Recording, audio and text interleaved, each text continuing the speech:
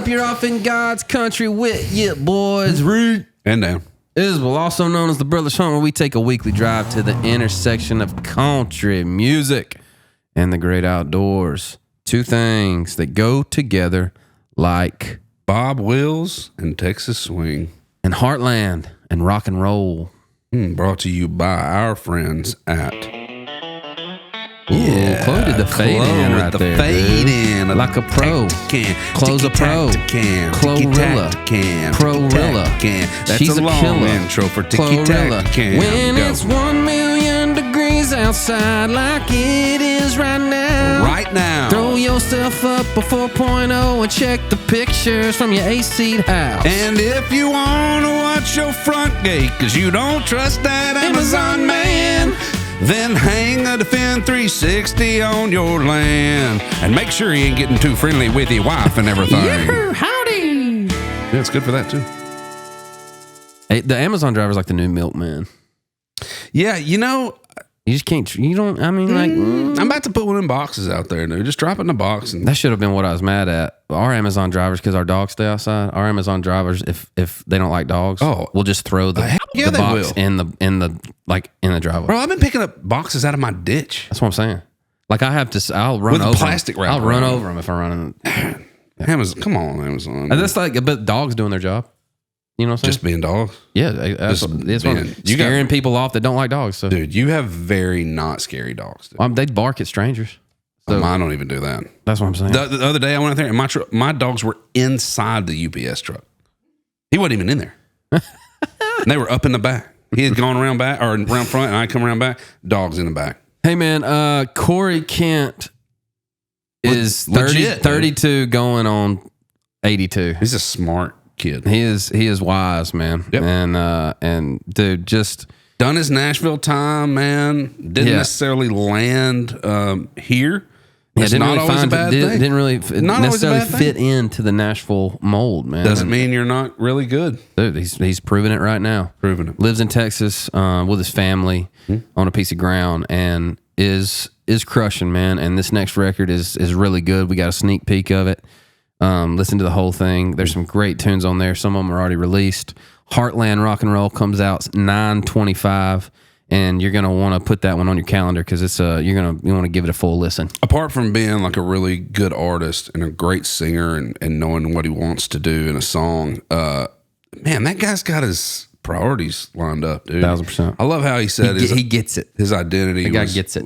He wants his identity to be found in his family and who he is as a dad and also music. He cares about it, but lining it up is a big deal, and I appreciated that about him. Yeah, I love when he said my dream changed. He talks about music now like it's his job. That's what happens though, and it's what he does, but it ain't who he is. As you mature through the business, regardless of whether that's family or not, it might change, and it's okay to chase that down too. No doubt. Heartland Rock N Roll out 9/25 everywhere. Hey, thanks for holding on to us, hanging on to us, subscribing to us, following us. Be sure and hit those buttons on the subscribe button on YouTube, the follow button on all the social medias. Any other buttons they should push? That's all the buttons. Just don't hit the off button. Quit just pushing. Hit the play button and let it ride. The play button, baby. Download and repeat, button. dude. It helps the algorithm. If even if you just like turn us down at night when you go to sleep, just put the podcast on or the YouTube that's a great idea. Turn it all the way Extra down plays. and just get extra plays for your Thank boys. you to you, make it, man. Thanks. That's right. See you. Hey, we love y'all. Thanks for hanging out, guys. Country. We'll check y'all next time. Here's Corey Kent.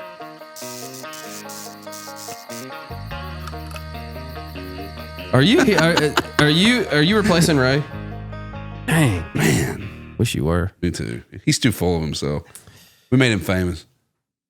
Yeah, I know, dude. I promise you, he's going to start his own podcast and it's going to beat ours. We got this sound guy named New Guy Ray, who's not new. He's been here forever.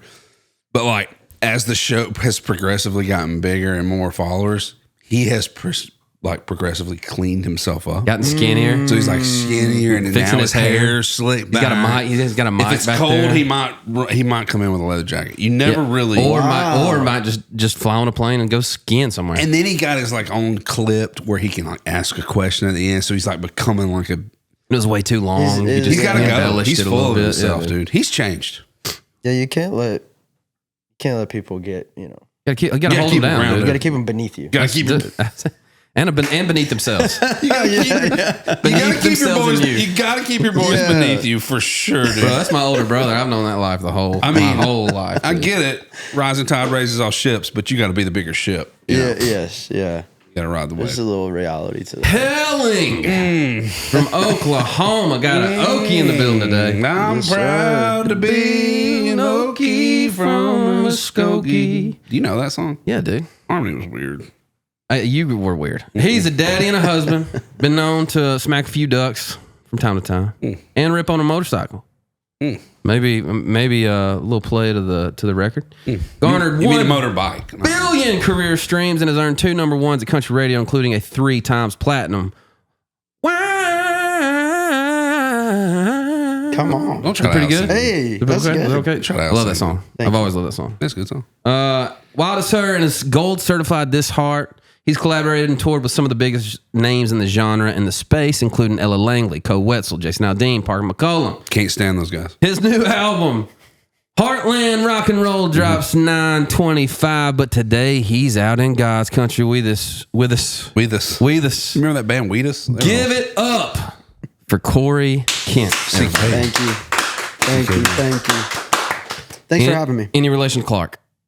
You never know. Never know. You'd never tell if you did. I don't know, dude. I think our family's just like mutts. So Your chest is maybe. looking a little like if you ripped dude, it you've up, been and there in might the- be an S on there, dude. You've been in the gym. You don't even know him. I can tell. Yeah, he's been in the gym. Been in the gym. I've been out of the gym for a minute. Really? Honestly, You yeah. look He's been great, on the dude. road. That's what you've been on. Yeah, well, I road always is a gym. take an unintentional hiatus for about 6 months after we have a baby. It just naturally has always happened. Love Dude. that. Yeah, how So could you not? our youngest is like 8 months, and I'm like just like Getting back in the swing of it. into it. How's that baby life, son? Honestly, I don't know if we like got lucky on the 4th one or finally figured it out, but this has been the easiest baby we've had. Nice. I mean, there's still, you don't sleep through the night all the Oh, time, yeah, all you know. that stuff, Yeah. and it's all the typical stuff. But she just been the happiest, like most easygoing baby that we've ever had, and it's like she knew she was the 4th kid. You know, she's Yeah, like, and- I got to fit in. Right. I got to make this easy. They can't take much more. You know. So I gotta make it's him been like. good. I gotta have him like me. Yeah, like- yeah. Okay, here's my argument for having the 4th, because we have 3, and we walked it for a while, and now we're kind of like, because the 3 is such a It's tough. pain. It's a well, lot. specifically the 3rd Yeah, is like, he wakes up like this, dude. He just doesn't. that's my son. He has no empathy. My dogs are terrified of him. Like, everything's terrified of him. That's He's not amazing. scared of anything. I just need him to be scared of something. So my question is, everybody that has 4 says if you have 3, you might as well have 4. Are you feeling that yet? Or you feel like, because I think I'm maxed out on what I can give with my 3 to make sure everybody's cool. What pushed you over the edge for 4?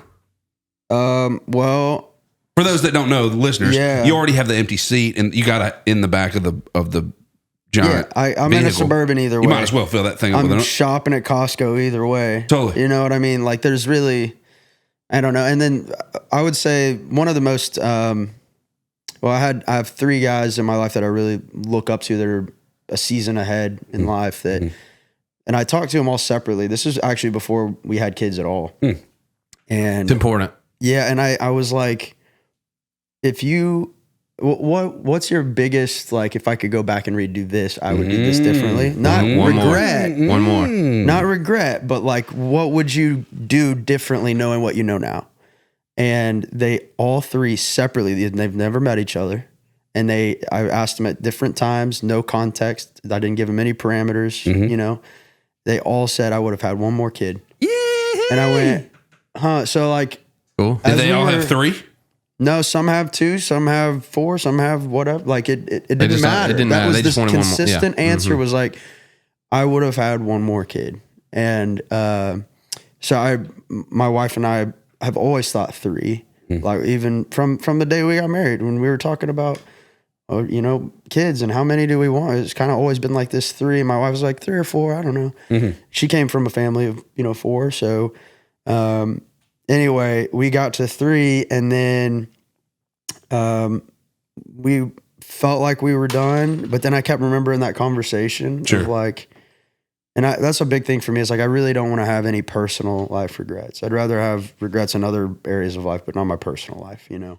1,000%, and that's kind of why we've gone about our lives the way that we have, you know, like it didn't really make sense to get married super young, start a family, and then try to do the music thing. Like that, trying to raise a family while you're touring is not like, it's already hard enough to just get something off the ground. Yeah. And then you add in kind of the toughest part of, the most demanding part of raising kids. It's like, it's not for the faint of heart, but agreed. It's kind of against the mold, right?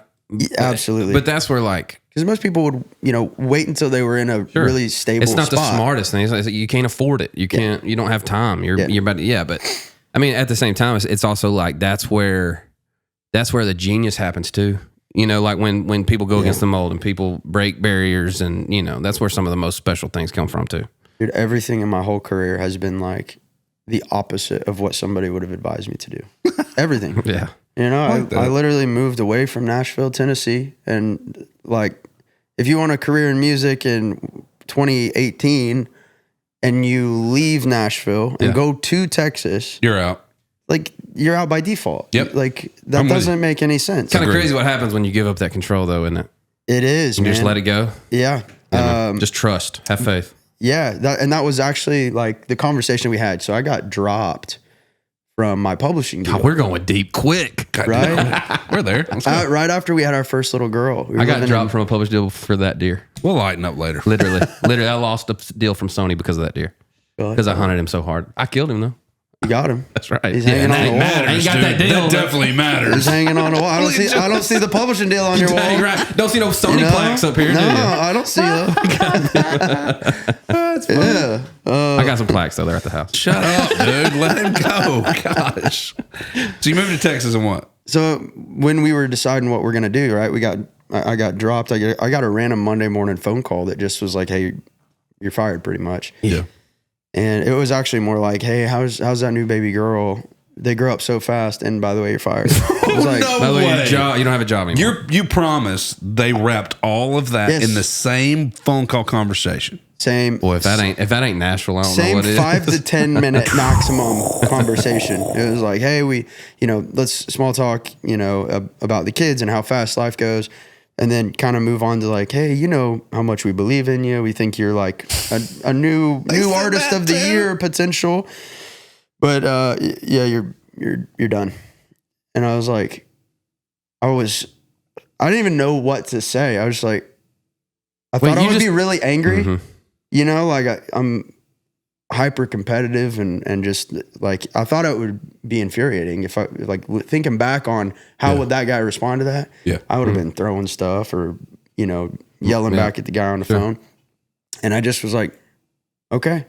And I hung the phone up and my wife looked at me and she's like, what just happened? Like that look is not a normal look. I was like, I think I just got fired. And she's like, well, I was like, I've never been fired from anything in my life, And then so we started thinking about what does this mean? Because we just bought this house out in Dixon, Tennessee, and we're like got a new baby, and now the only thing that was keeping us here is gone, which is this contract. And like, well, what do we want to do? Like, what do we not like? Okay, well, what is next in terms of like how are we going to make it? It really wasn't even that. What do we want to do? It's like we have a blank slate. What do we want our life to look like?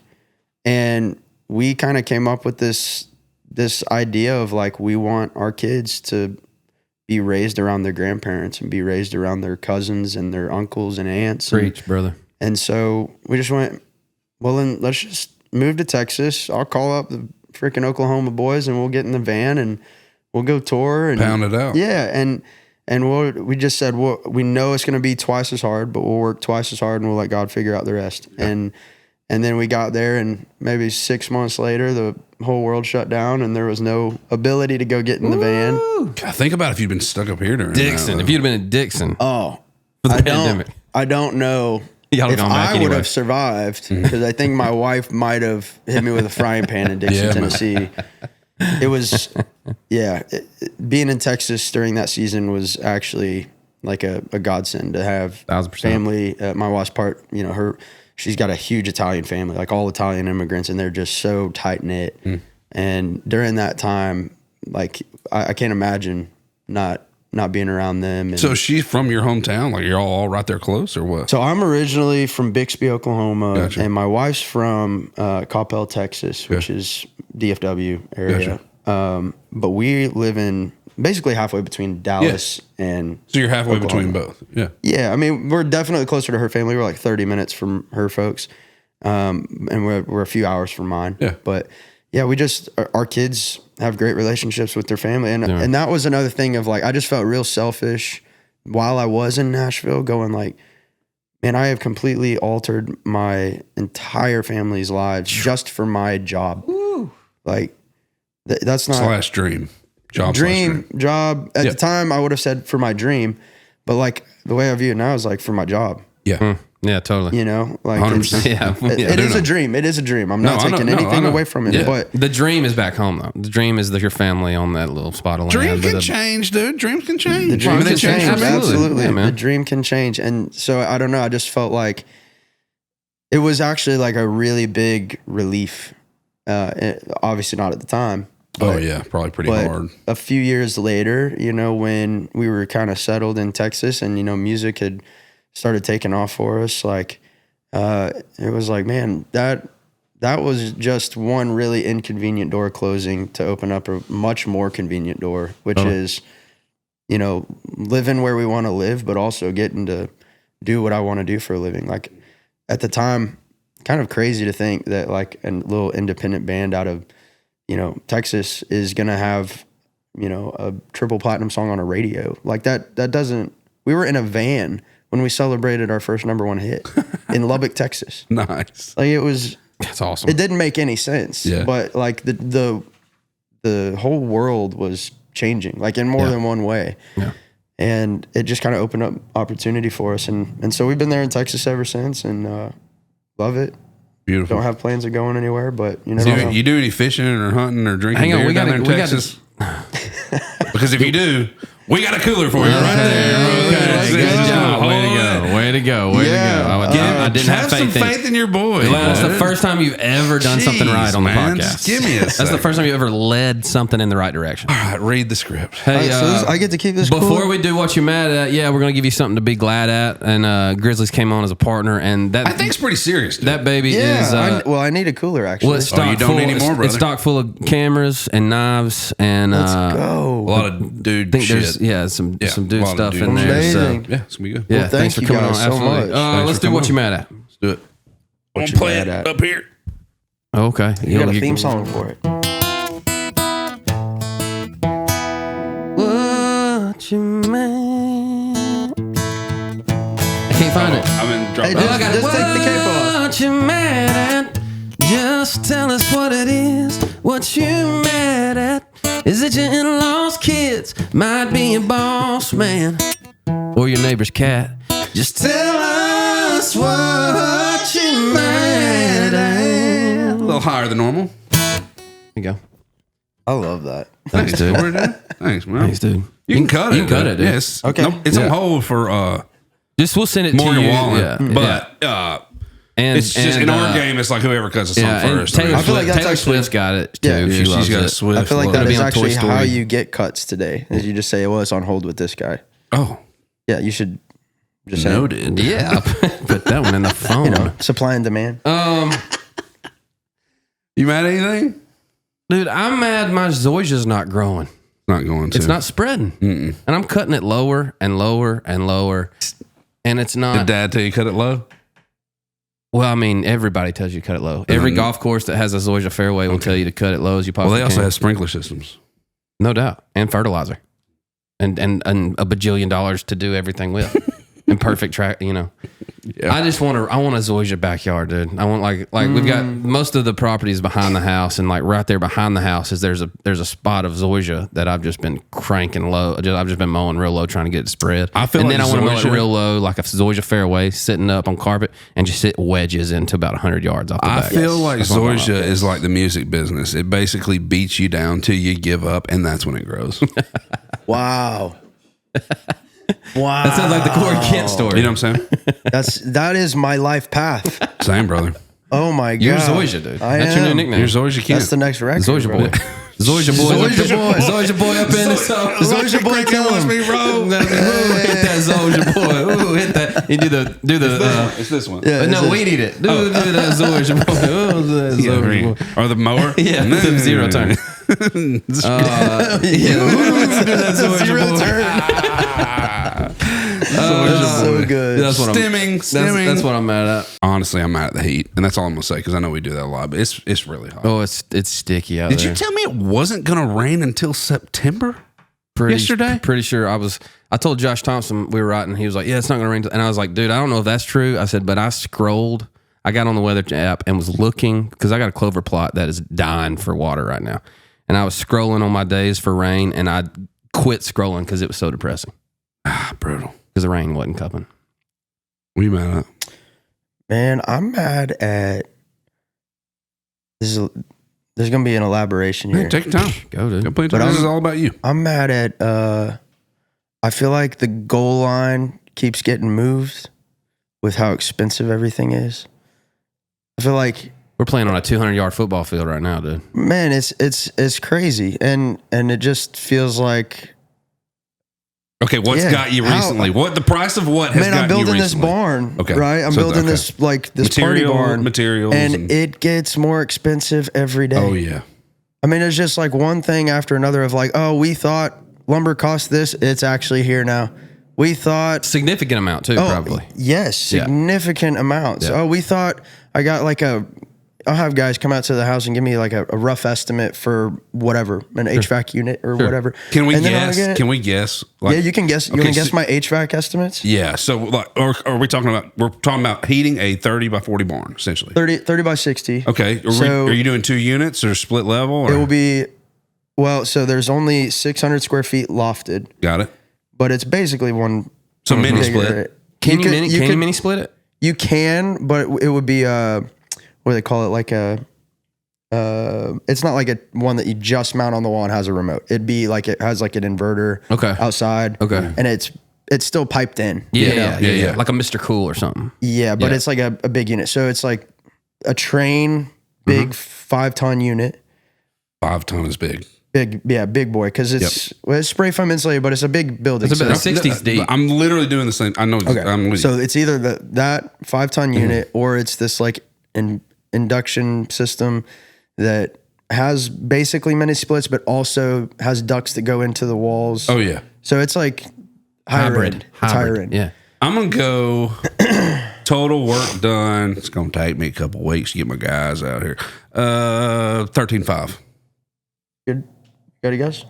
I'm For which unit? I'm only looking at mini splits because I'm trying to do the same thing, and so my mini split estimate's probably $8,000. Yeah, I'd say hybrid unit with the ducts is I'd go probably 12.5 to 13.5. That's a good. Okay. Yeah, so I got quoted at just the 5-ton unit, right? $17,000. Stings. And then for the unit that I want, which hides all the duct work, and I don't have to build a closet for an air handler and all that stuff. I don't got to take up square footage. It was $23,000 to put in an HVAC unit. And here's the tough part too: is probably you probably like me. Like I've got a number in my head that I don't want to spend more than. It was like $5,000 on this.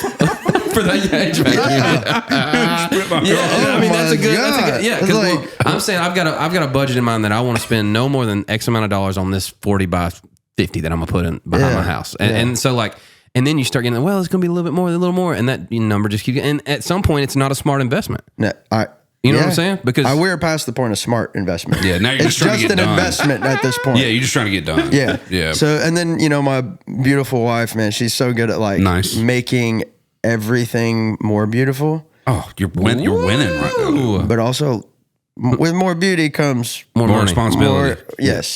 Responsibility. And more expense. And more expense, yeah. So we just keep... I didn't say that, Cheyenne. I didn't say that. We just keep basically...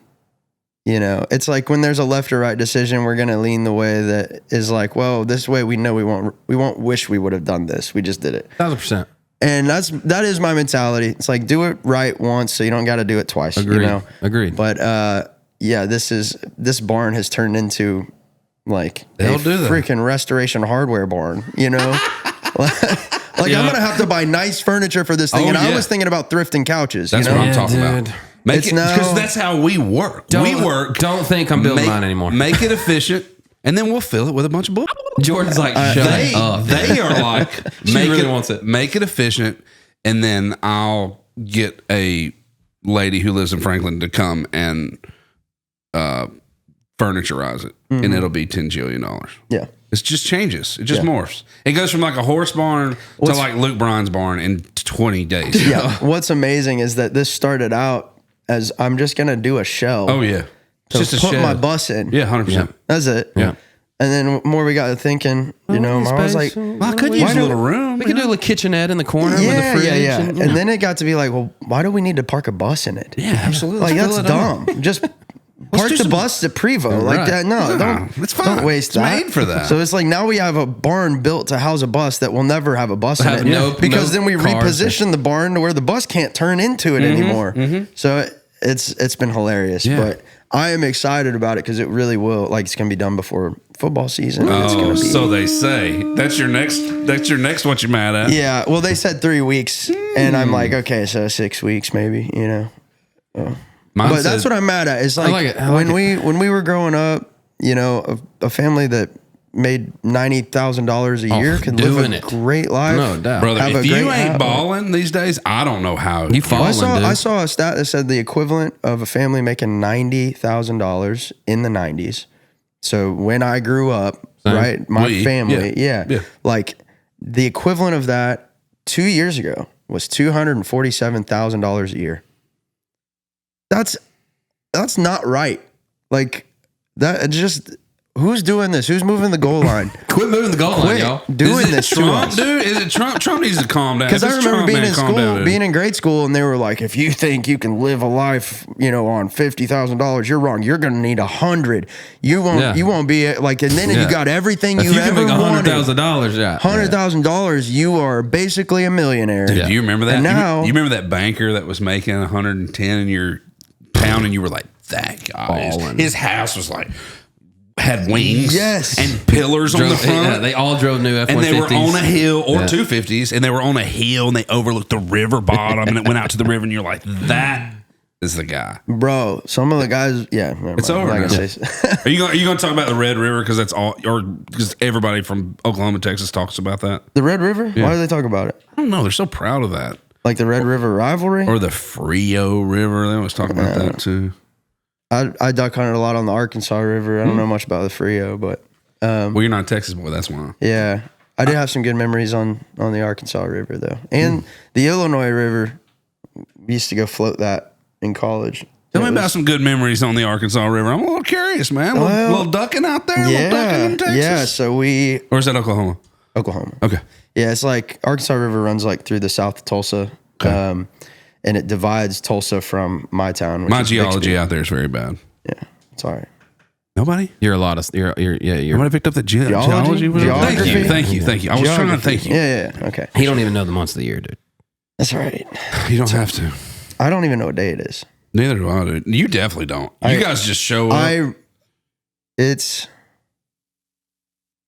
Wednesday. Yeah. Heck yeah. Yeah, You got it, dude. had to carry the one.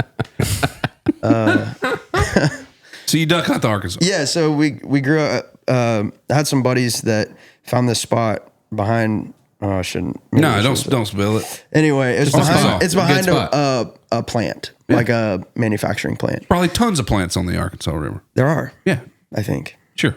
Anyway, Hope so. I hope so too. Sorry, Your boys, if I buddies messed up really the hope honey so. hole. Yes, dude. I doubt people hunt it anymore, though. It's gotten so developed. But we found this place that we could basically park in this little area, get out of our trucks, hike our stuff in, and technically it was trespassing. But once you got to the spot, No game wardens listen to this, so you're fine. yeah, Statute of limitations. statute of limitations. But once you got to the spot, you weren't trespassing because that's public land. But you got it in order to get to the public land, get there. You gotta cross walk. the private. You gotta walk there. Well, you gotta sneak there. Fence hop a little bit. So we would get there before the sunrise, and would walk through the dark and get to our spot, and it was awesome. Like that was the Timber hole? what? Timber? No, it wasn't timber at all. Okay. Like it was just Flooded pretty low river. Like we hunted the actual river. Oh, sick. And so they would come in, and it was, this was really like some of the first regular duck hunting that I ever did. But we would have two groups, one downriver and one upriver, because we didn't have any dogs. Yeah. So somebody shot one. Somebody else got to go intercept it in the river.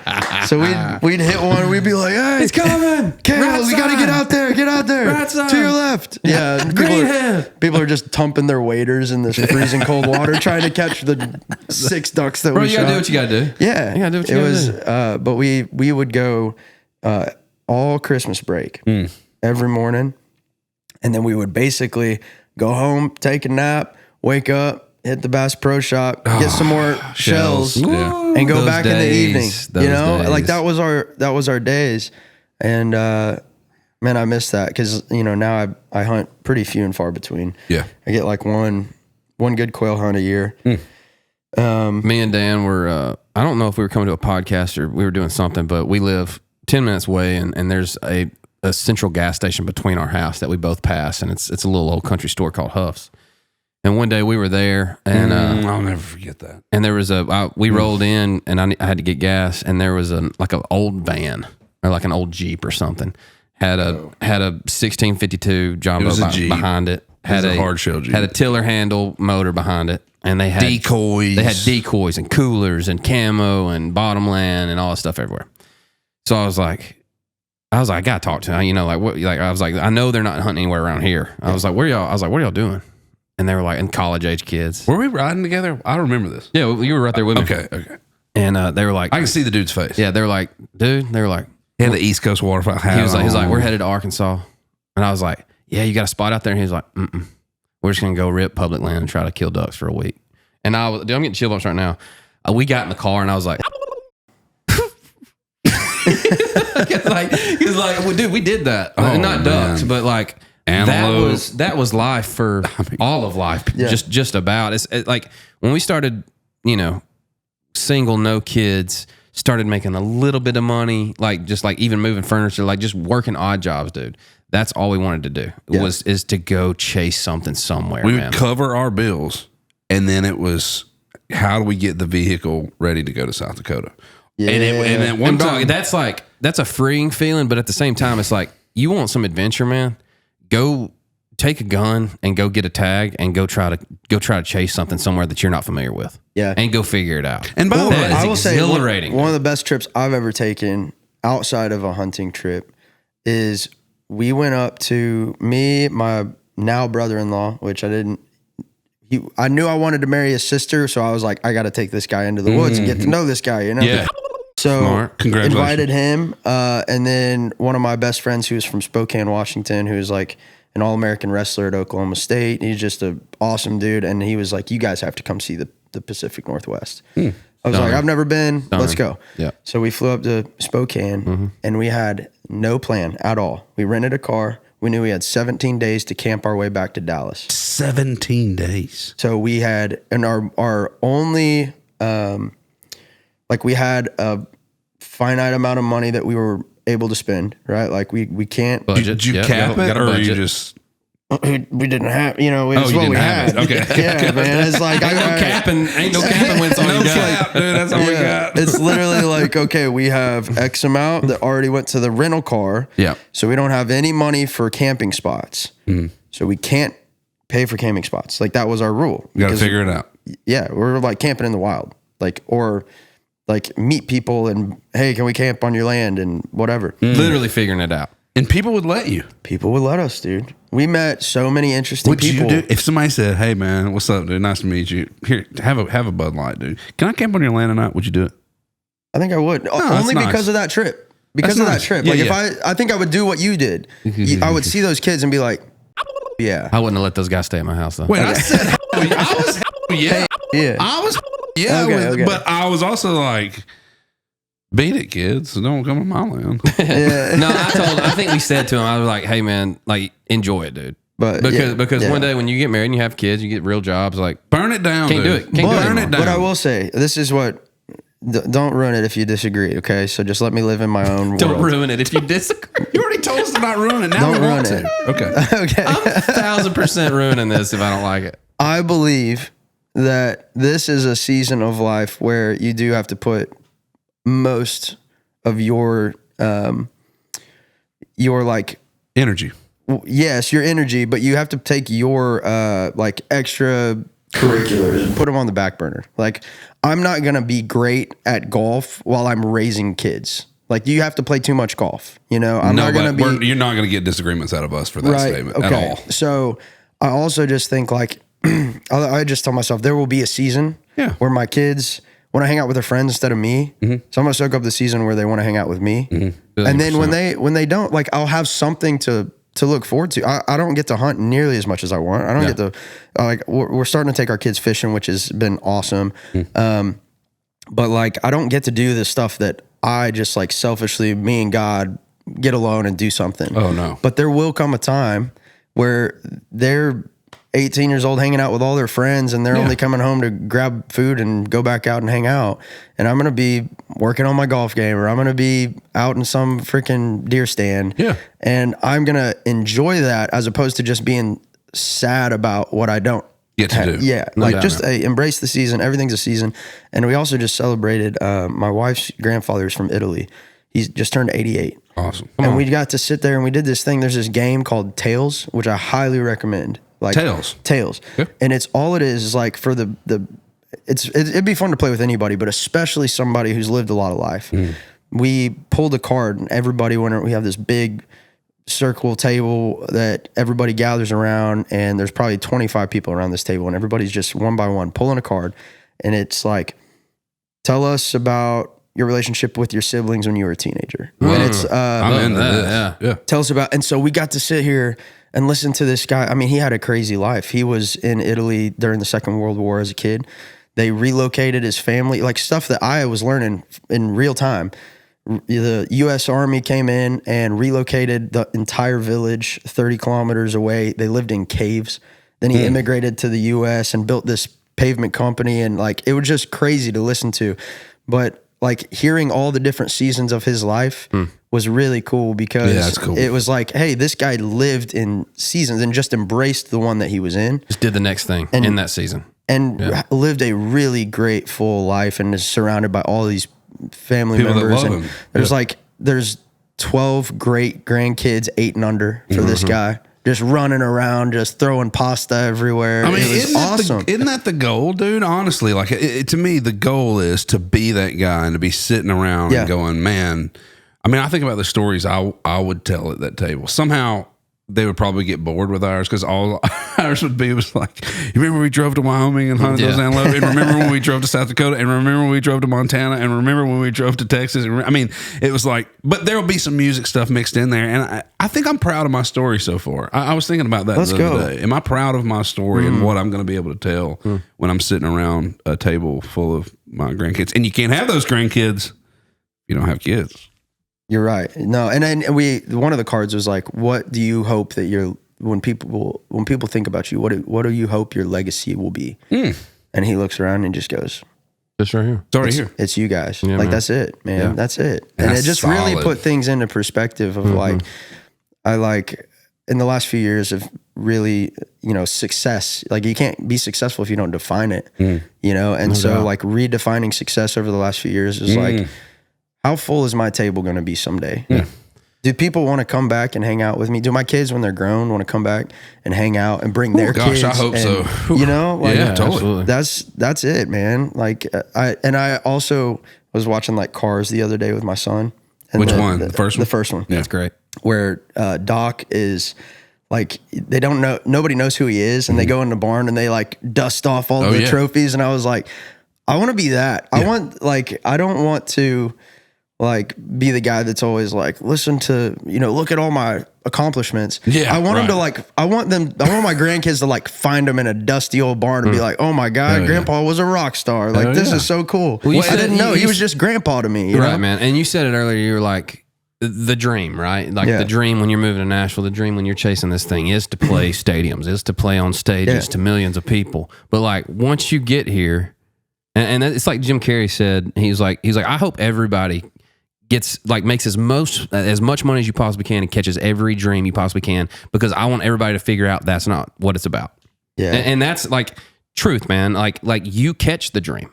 We have caught our dream, dude. Like, and I'm so grateful and so blessed to be sitting in this chair writing songs every day. We literally caught our dreams on a green pumpkin seed. But yeah, man, that dream just opens the door to your actual dream, which is for us, for you, and it sounds like is having kids running bare feet in the front yard. Well, man, listen, man, I think living that life. I think it's perfectly fine for a dream to morph and to change into certain things. I think it should. And I've talked to people about the kids thing a million times, and they're like, it's hard, and I'm like, well, it's supposed to be, because if it's not hard, you're not doing a good enough job. It's hard. 100%. I mean, and it's your responsibility. And them jokers, they don't get to pick who's raising them. Mm-hmm. Like, my kids didn't pick me, dude. I made them jokers. Yeah, I mean, kind of. And you were part of it. Yeah, but I had to play a part, right?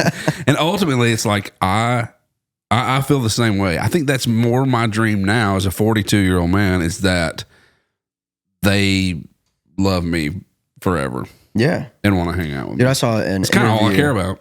An interview from, I think it was like the founder of Kinko's, who sold to FedEx. So he's made so much money, right? He got bought out by FedEx.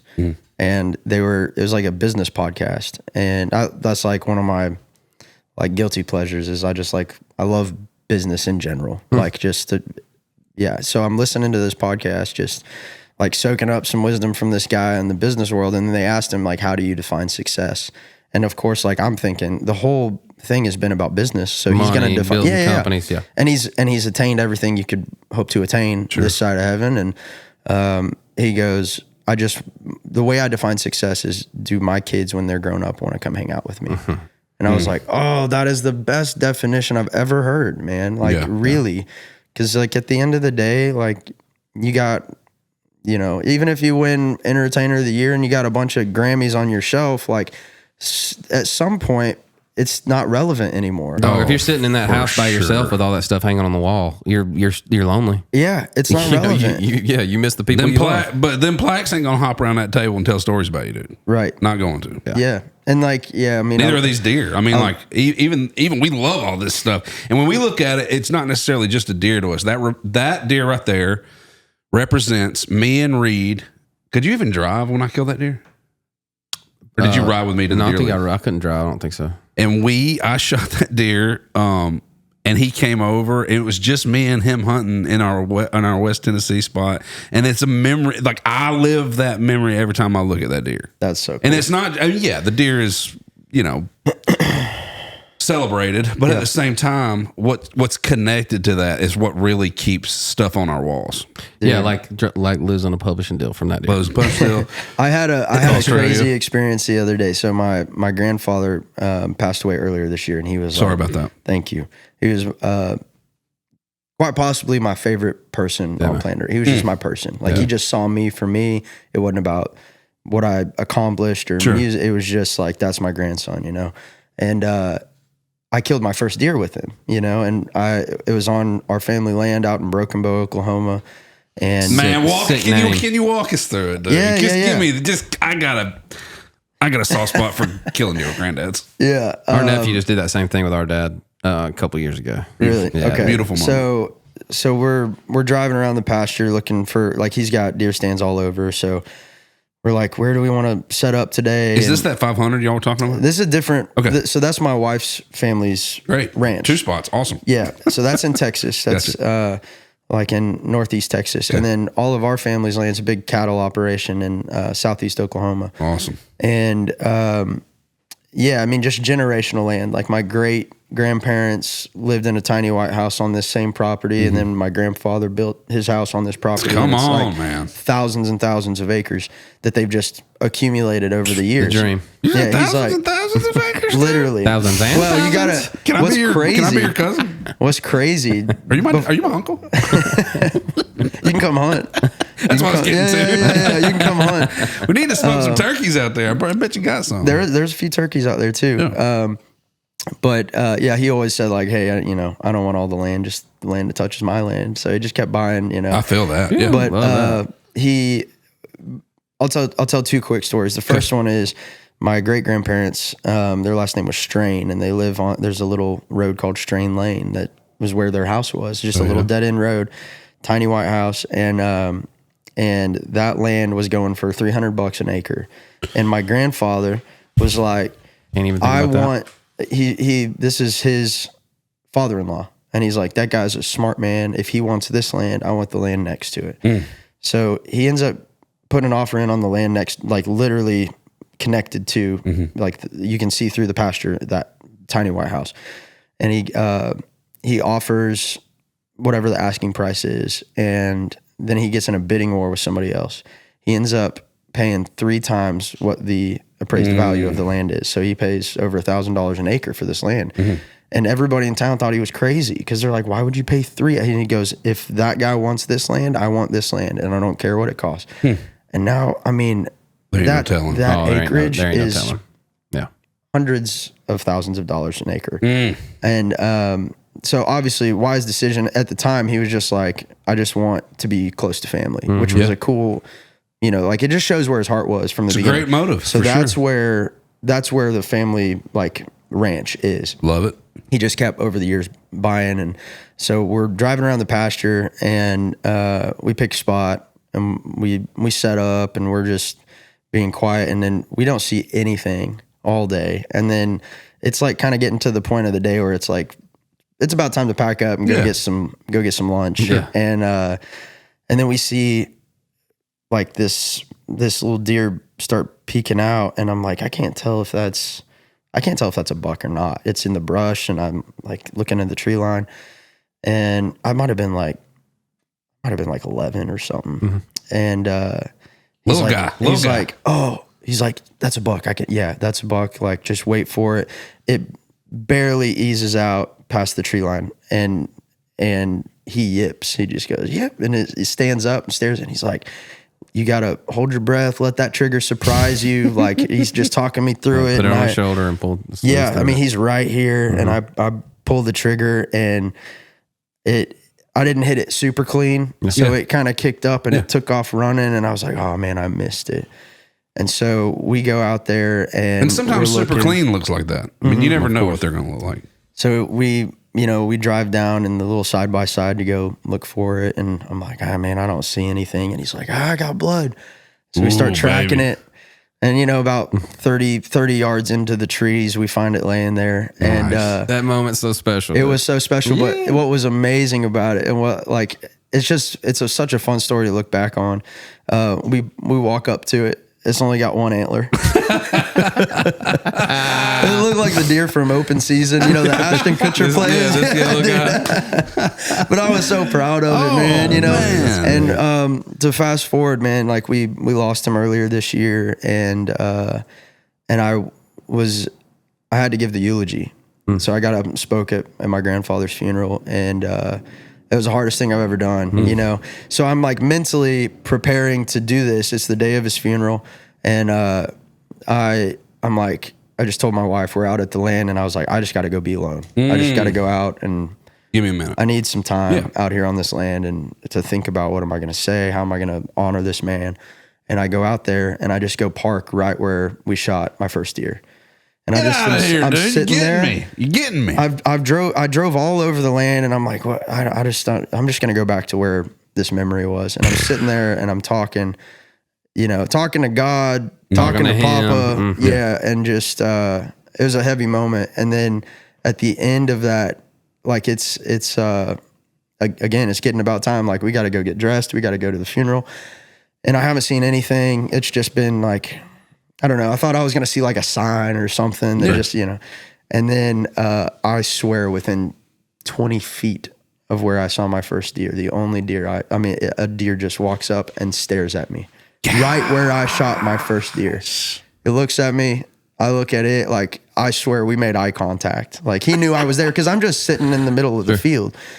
And you're not hiding or nothing. And I was just like, I started laughing. I just busted out laughing like, you've got to be kidding me. Yeah. That's not a normal spot. Like, I know where the deer kind of move. Point, And that was an abnormal spot on the property for a deer to ever really be.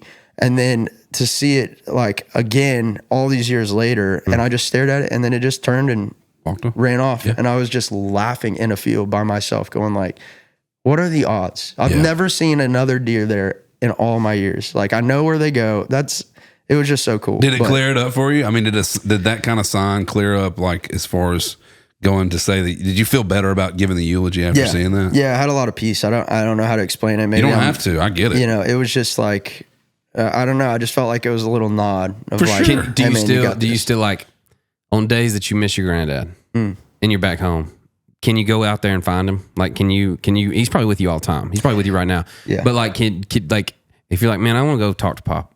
Do you drive out there to that land and find him there?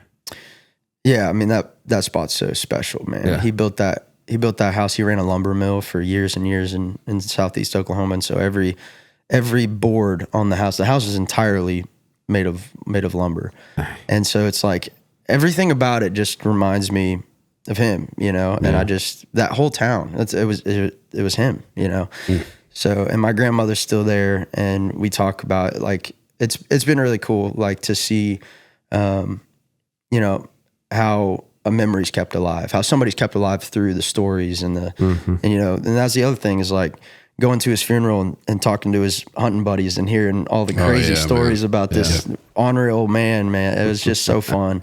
But yeah, I mean, I have a super special place in my heart for that specific town and the people in that place. Yeah, this is great, man. It's great. I feel like I'm getting to know you a little bit, you know? Yeah. It was nice to know who you are, Corey Kent. That's awesome. Thank you. Which could be a decent segue into our game. Oh, we're going to the game. Where we could get to know him even a little better. Let's do it right quick, and then we'll talk about the record. Some people who have names, names get games. And your name got a game. Okay. Corey. We're going to play a little Corey Can or Corey Can't. Hey, you know what I'm saying? Okay. You ever played this before? I'm going to throw a few scenarios at you. I think maybe once. Dang. Maybe once. We thought this is becoming a thing. Dang. It's becoming a thing. I think this is becoming a thing. Should we do it though? Yeah, you should do it. Because I'll say the first time it wasn't very great. Oh, okay. We can I think the bar is low. Okay. First one. Corey Can or Corey Can't. Can't. Start a fire in the woods with one match, no lighter. Yeah. Corey can. Corey can do that. Okay. Is it windy? No. Calm conditions. And it's dry. Yeah. Calm conditions and it's dry. I got you, bro. I ain't no Eagle Scout, but I got a match. Just light it and throw it on the floor. Yeah, you said Flint, you know, maybe not, you know. All right, Corey Can or Corey Can't. Name all 4 kids' birthdays without looking at your wife. Yeah, I could do it. Really? You want me to do it? Sure. Do it. All right. I got, our first was February 21st of 18. Second was June 9th, 2020. Third was January 23rd, 22. And then fourth was November 26th of 2025. I did make sure that here's the thing, dude, we can't verify that, so we don't know if you're right or wrong. The internet will verify it for us. I'm sure if I mess one of those up, they'll tell us. 91919. That's Liza Jane. 9. Okay, September 19th. Boone is 6/8/22. What? Nope. Boone's not. 5/12/22. Wrong. You lost. She just said. Yeah, she did. I can't do it. I have no idea when my last was born. I don't even know his middle name. Corey Can or Corey Can't. Can't hit a Coke can with a 22 at 30 yards. Corey can. Yeah. Iron sights? Yeah. 30 yards? Dude? You know what? Like, I'm even with my little like Daniel Defense AR. I won't go to anything other than iron sights. Ah, okay. Yeah. I like it. Yeah. Old school. It's an old school cat. Yeah. I just feel like I always grew up shooting a 20 gauge shotgun because that's what my grandfather taught me to shoot. And he's like, if you can learn how to shoot this well, you don't need anything else. And very so same versatile thing gun.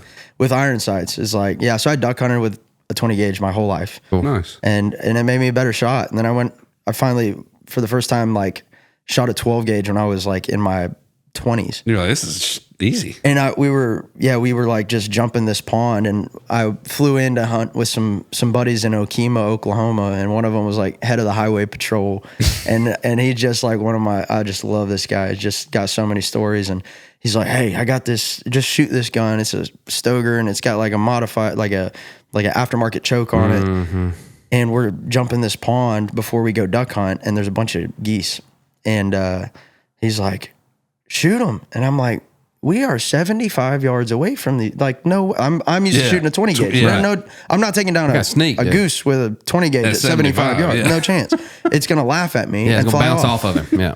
And I just was like, bam. And that thing folded, and I went, oh my God, 12 gauges. I get it. Like, this is unbelievable. Yeah. Yeah. It is unbelievable. But yeah, same with iron sights. It was just like, just if you can learn to shoot with these, you can learn to, I mean, any other scope's just going to make it better. Sure. A little red dot sight or whatever. Mm-hmm. One more. Corey Can or Corey Kent. Kent. Name 5 species of ducks. Let me go through them. Wait, no, you got to say can or can't first. Okay. Say it. Can. Okay, here we go. Here we go. Number 1. Teal. Yeah. Bingo. Mallard. Yeah. Merganser. Yeah. Oh no. You got one. That was one of the hard ones. There's. Wood duck. Yeah. Yeah. One more. You got it, dude.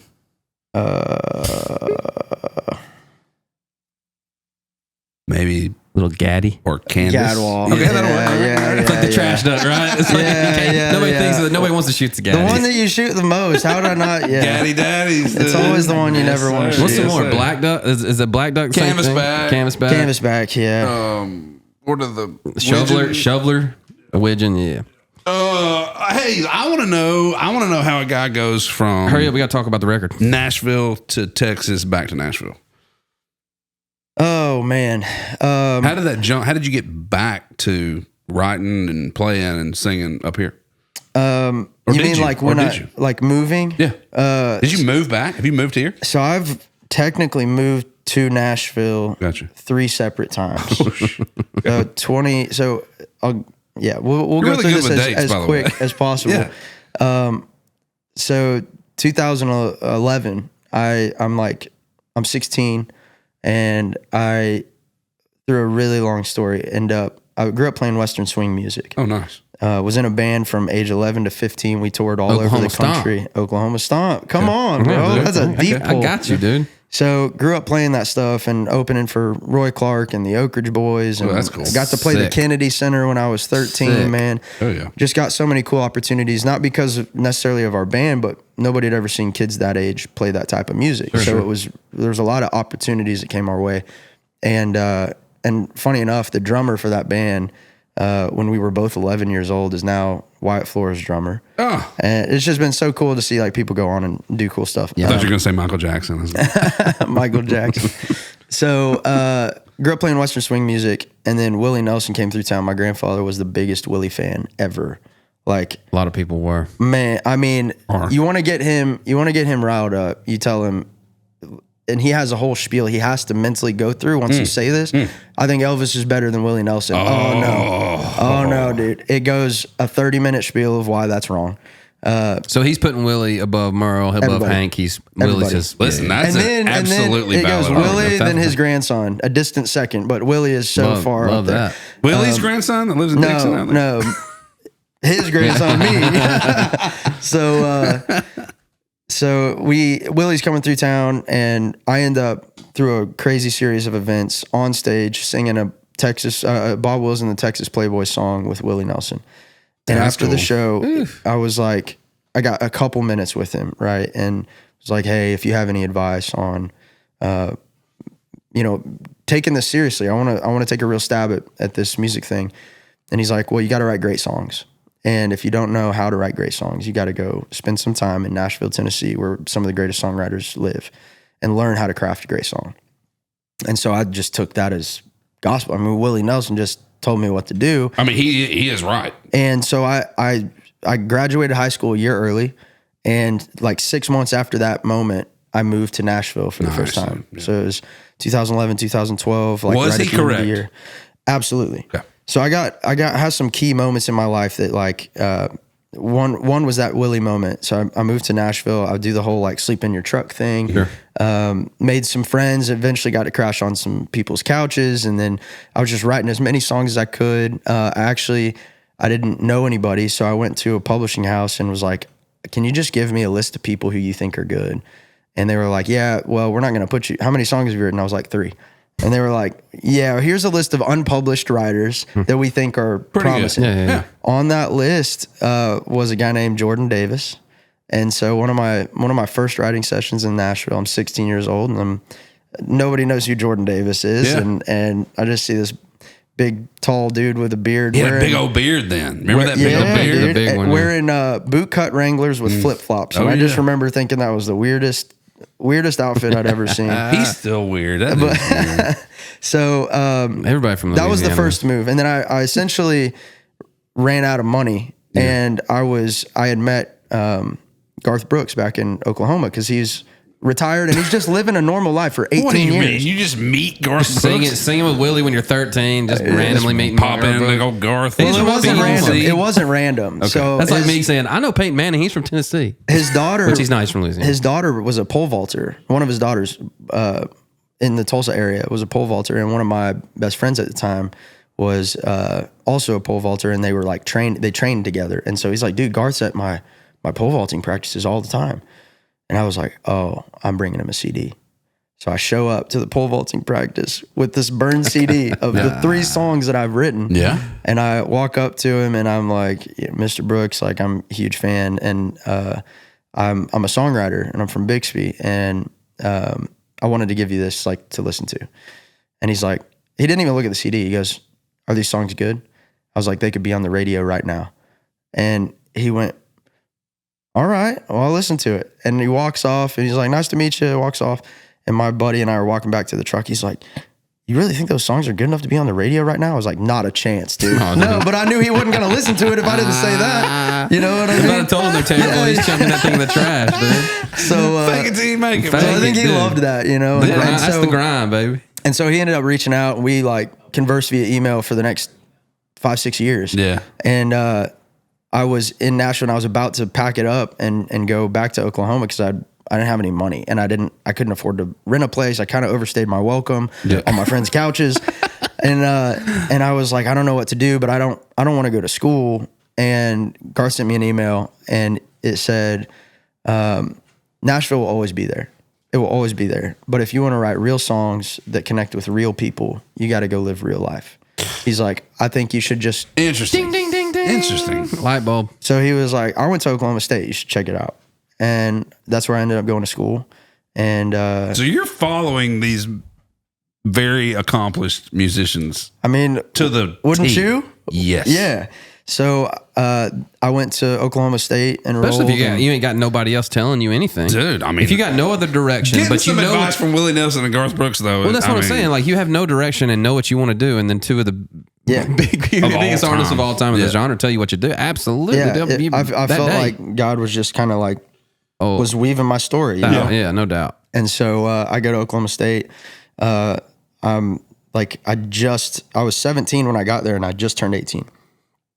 And I met this beautiful girl, and like Your wife now? my wife. Yeah. Okay. Yeah, thank you. But we were best friends all through college, and, Yeah. and like we were dating other people, and then it just dawned on me at one point, like, oh my God, Hey, you I'm dating idiot. the wrong girl. Like this is the one been staring me in the face the whole time. And so 2 years in, what was really cool about Oklahoma State is there's like a pretty rich country music history within the school, within specifically the business school at Oklahoma State, which is what I was going to school for.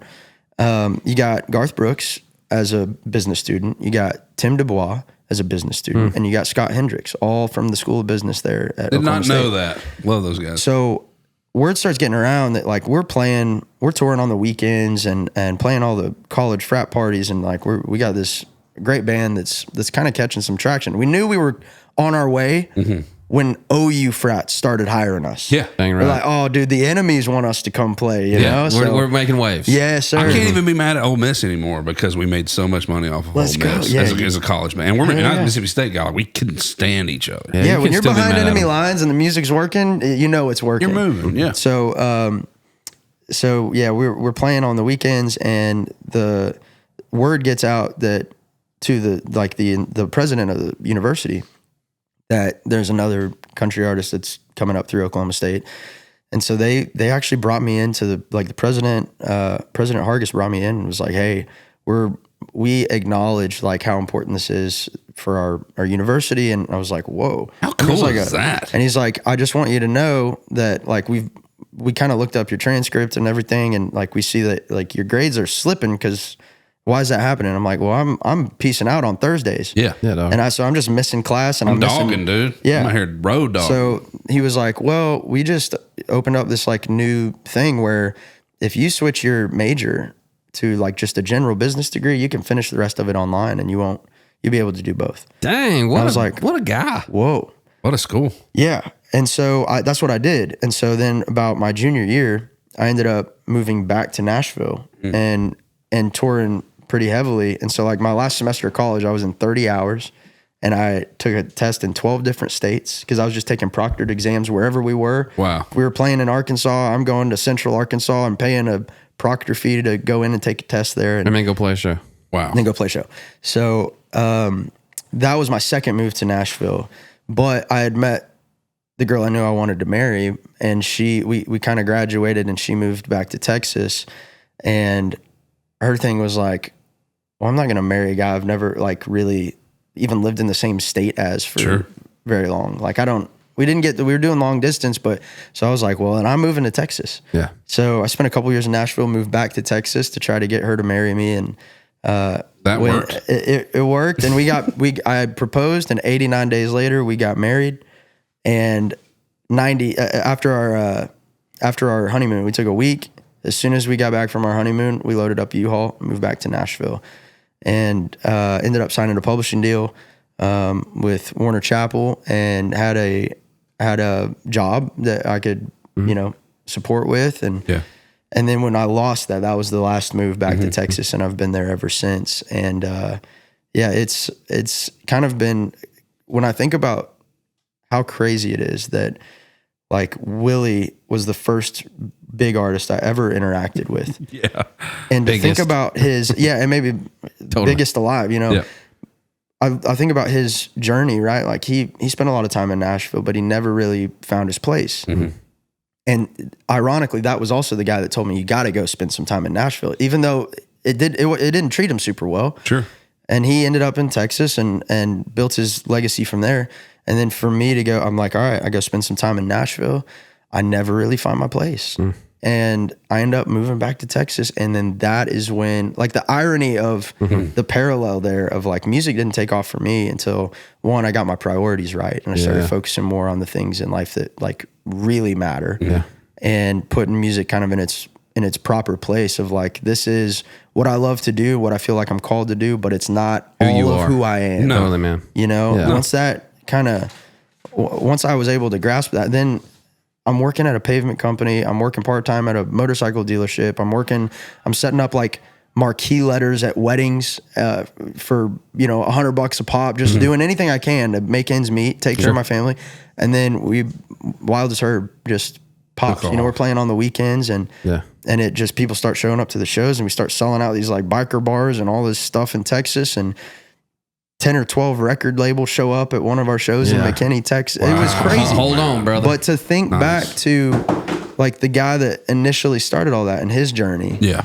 And then for mine to kind of just mirror that. Yeah. It was crazy. And I didn't think of that till years and years later, but it's been a lot of back and forth. I've spent a lot of time in Nashville, and my time here was really instrumental in me being willing to cut outside songs. Yeah. Because I was always like, I got to write all my own stuff. And then when I was a staff writer, writing for other people, I was having, hits in Texas, but I never really got any cuts in Nashville because I wasn't writing with the artist. I wasn't that caliber of writer that could get in the room with an artist. Yeah. So I remember being like, man, I got these holds on these songs and they're not getting cut. And then I look at the track list when it finally comes out and it's like, oh, his name's on everything. Mm-hmm. So I didn't get this cut, and my publisher saying, well, it's because, you know, you didn't write it with the artist. That's just how you do it. And I remember being so frustrated by that like, I was like, if I'm ever mentally or just committed to myself, it's like, if I'm ever in a position to be able to be a legitimate artist, I will just let the best song win, whether my name's on it or not. Nice. And that's what I've done. And that led to my first hit. Yeah. You know, being open-minded. That's that time spent in Nashville and the things that I saw in the back end of the industry and being a writer and the grind here led me to a different mentality that when I landed in Texas and one of my friends sent me this song, I think I would have been closed-minded to it if my path hadn't sent me back to Texas. Oh, man. Come on. on. Yeah. It's beautiful. And then A song that directs the rest of your life, career-wise, pretty much. Yeah, absolutely. So I loved my time here. I never really found my spot here or my people. But I got some great friends here now, and I love coming to visit. But awesome, you know, I plan to be in Texas as long as they'll have me. So let's talk Heartland Rock and Roll, dude. Let's do it. We got a sneak peek. Comes out 25th of September. I didn't know it was already put out. The Cigarette Burns is my jam. Come on, I'm a motorbike guy, dude. I like that one? I like off the get. Yeah, just because of the aggression was fun. Yeah. You're just going at it. And I'm a sucker for like an outside-y kind of idea, dude. That's a fun. Yeah. I feel like that's you. I like songs that feel like nobody else could sing them, or it wouldn't be authentic. Yeah. Like those are my favorite ones. I mean, immediately I was like, oh, that's this guy. Yeah, he didn't learn how to fly. Mm-hmm. You know, it's like he's a motorbike, dude. That's cool, man. It was a cool way to make it relative to who you are. Have you always had that rock inspiring, like that rock inspired feel, groove, sound? Kind of heavy. I mean, the record's got some big old guitars on there. No doubt. I would say I've always been a massive fan of it. I grew up in a house that was like, you know, the first concert I ever remember, really musical thing that I remember seeing was on our big TV that would have fit in that corner that's like 2 feet deep. You know what I mean? I remember seeing, pounds. Yeah, dude. Like don't let that thing fall on you. The old Zenith, you know what I mean? Yeah, the Z. I remember seeing Garth Brooks live in Dublin. I don't know if my folks were, it was like a live broadcast or a tape or whatever, but I just remember seeing him in that like crazy striped shirt sprinting from one side of the stage to the other. And so I grew up in a house that was like very, like they listened to country music. So that was like what I was around. But when I got, you know, middle school and started like seeking out my own music, I was the weird kid on the back of the bus listening to Boston, listening to like the Eagles, Breezes Over.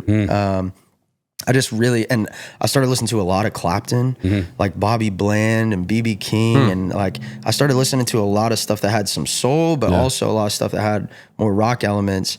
But I think for a long time, I just felt like, well, I'm from Oklahoma. Like, I love country music. I have to be like this guy in a box, traditional country, like undeniably country. Gotta sound like them. And it's not gonna, like, all of my influence. How do all these fit together? It didn't feel like there was a spot for it. So for a bit, I feel like I kind of tried to suppress that side. And then when I put my first like real record out in 2016, 2017, I kind of started to hear all the influences and was like, I feel like this could work. And so then I just kind of doubled down on like, it doesn't have to fit in a box. It can be a little of this, a little of that. And you know, Cigarette Burns is like one of my favorite records ever is Come Around Sundown by Kings of Leon. And they've got like that's what I channeled when I went into the studio with that song. It was just like, I love all these sounds and like where it mentally just, it transports me. It doesn't sound like anything else. I rocked those Kings of Leon records so hard back in high school, dude. So I would say like it hasn't. John. Dude. They were that good live too. Oh, I saw them live twice. Are they? Oh, dude, they're so they kill it, man. And they're Oklahoma boys. Yeah. No way. Talahena, Oklahoma. Yeah.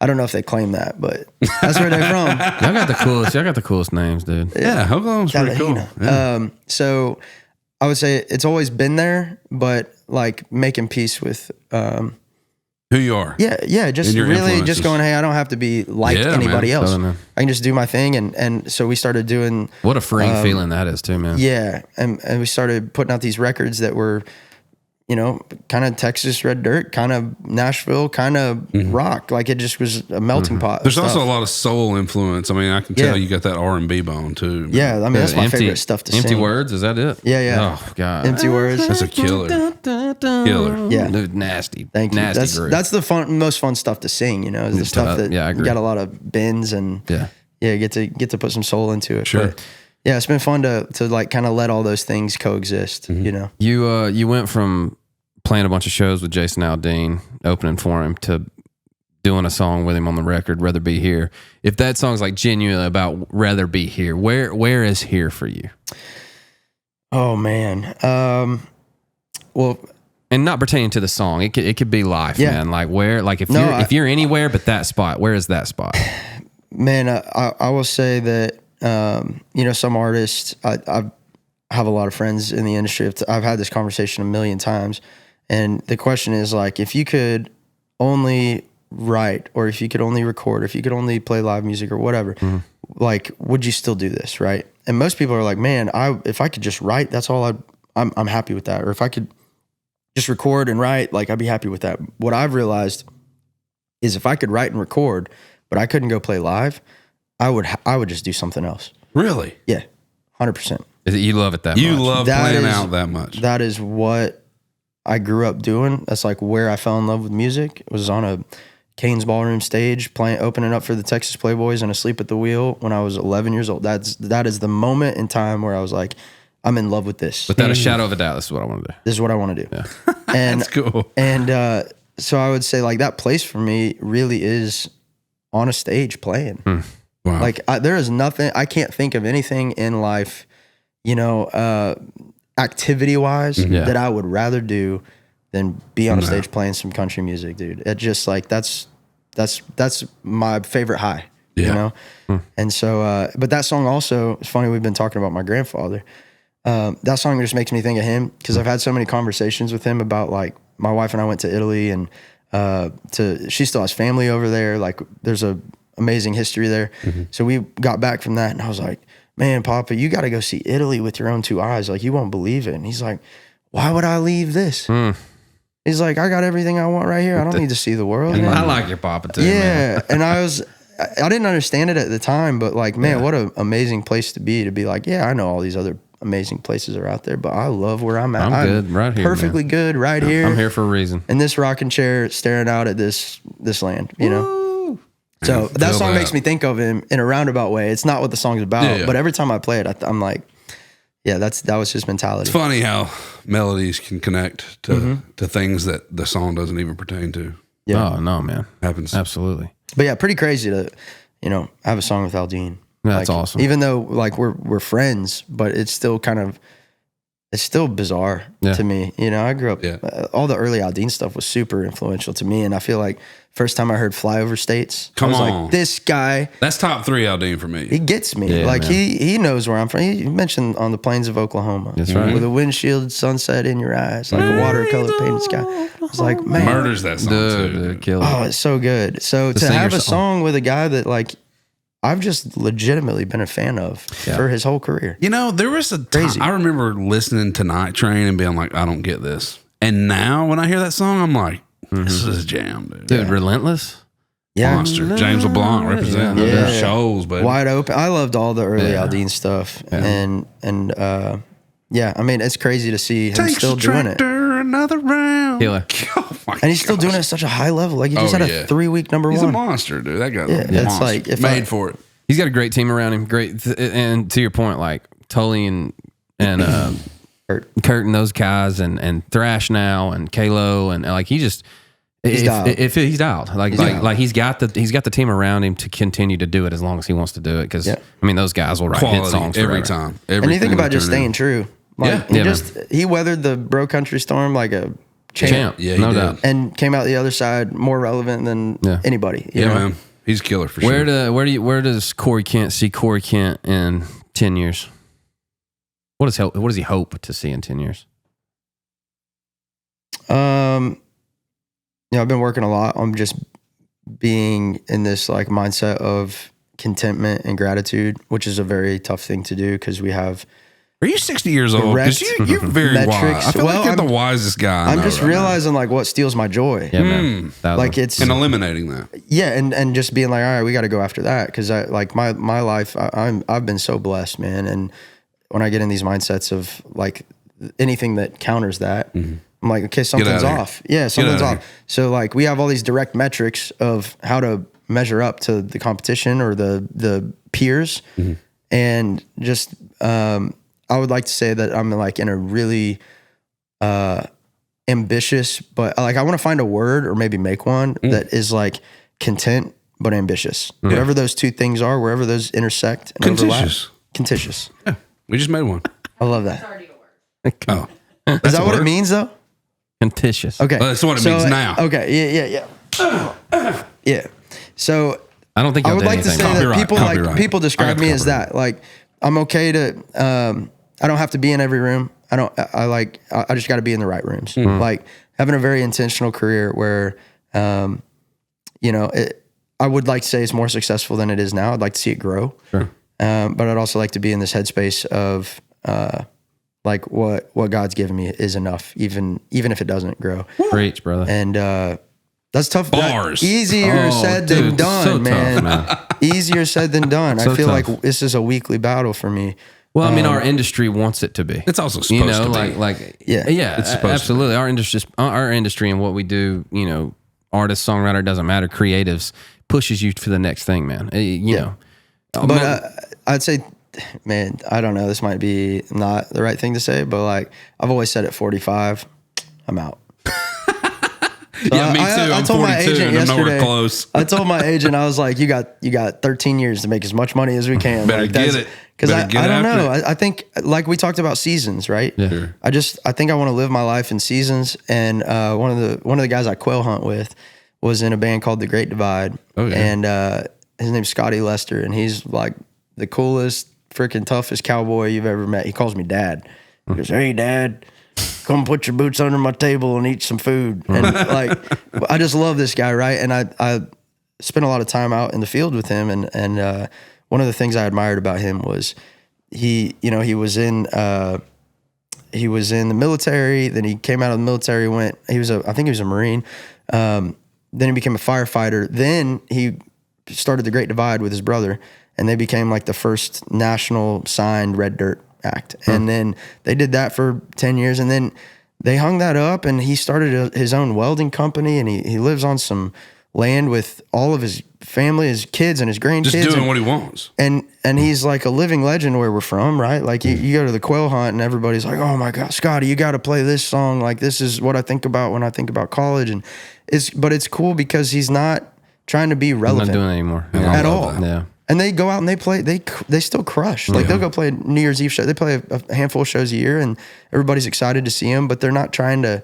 Yeah. They're not trying to be relevant to the 18-year-old. Yeah. They're just super just live their life in season. So, yeah, who knows? When I'm 45, we'll circle back. But I'd like to see like what's the next season bring. Like, sure, man. Maybe it's in music and a different capacity. Maybe it's not in music. Maybe it's something else.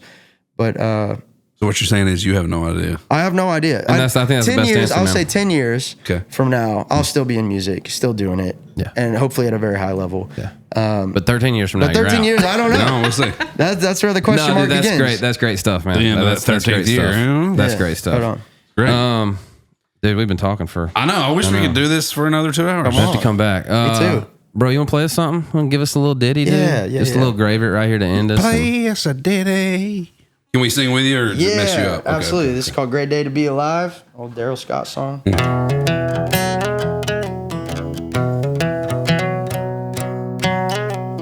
A little bit of a different feel on that. This is guy's journey, dude. He's a killer.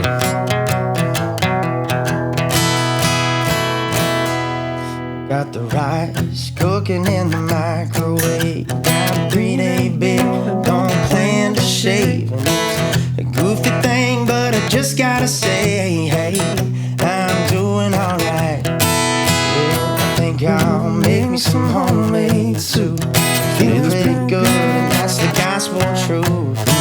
It's neither drink or drug and use, no, I'm just doing alright. It's a great day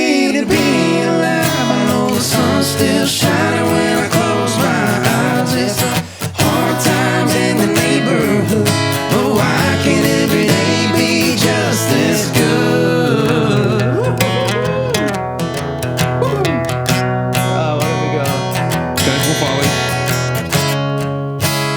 Sometimes it's lonely, sometimes it's only me in the shadows that fill this room.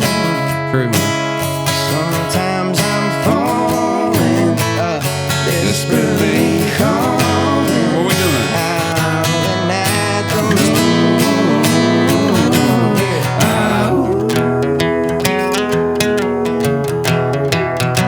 One more chorus out. It's a great day to be alive. I know the sun's still shining when I close my eyes. There's hard times in the neighborhood, but why can't every day be just as good? Corey Kent, everybody.